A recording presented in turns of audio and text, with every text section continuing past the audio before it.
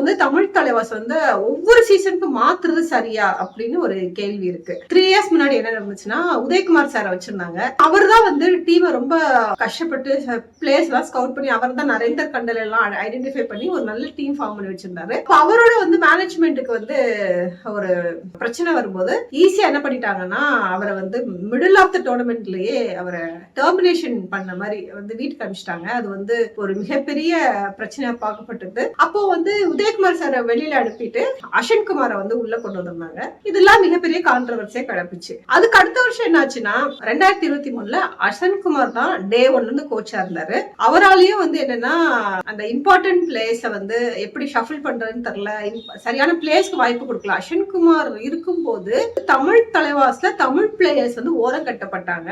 So அப்போ வந்து அஸ்வின்குமார் அந்த சீசனோட விளையாக்கிட்டாரு. அதுக்கப்புறம் நம்ம ரொம்ப எதிர்பார்த்த மாதிரி 2024ல தமிழ்நாட்டை சேர்ந்த ப்ரோ கபடி லீக்ல நிறைய சாதனைகள் புரிந்த சேர்லாதன் சார் வந்து கோச்சா வந்தாரு. அதுவும் அவருக்கு வந்து ஒரு ஹெட் கோச் பொசிஷன் எல்லாம் கொடுக்கல. அப்போ வந்து திருப்பி உதயகுமார் சாரை கூட்டிட்டு வந்துட்டு இவங்க 2 பேரையும் சேர்ந்து ஏதோ ஒரு கம்பைன்டு கோச், நாங்க 2 பேரும் கோச்சா இருப்பாங்க, ஈக்குவல் ரெஸ்பான்சிபிலிட்டிங்கிற மாதிரி கூட்டிருந்தாங்க. அதுவும் மிகப்பெரிய சொதப்பல முடிஞ்சது. சோ இந்த மாதிரி எல்லாம் நிறைய பிரச்சனைகள் வந்துச்சு. அதுக்கப்புறம் இப்போ இந்த வருஷம் வந்து சஞ்சீவ் பல்யானை வந்து அவர் வந்து முன்னாடி ஜேபிபிக்கு நிறைய பண்ணிருக்காரு.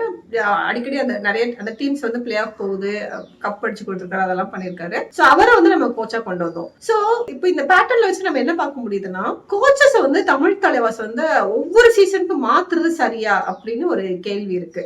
என்ன பொறுத்த வரைக்கும் அது சரி கிடையாதுங்க.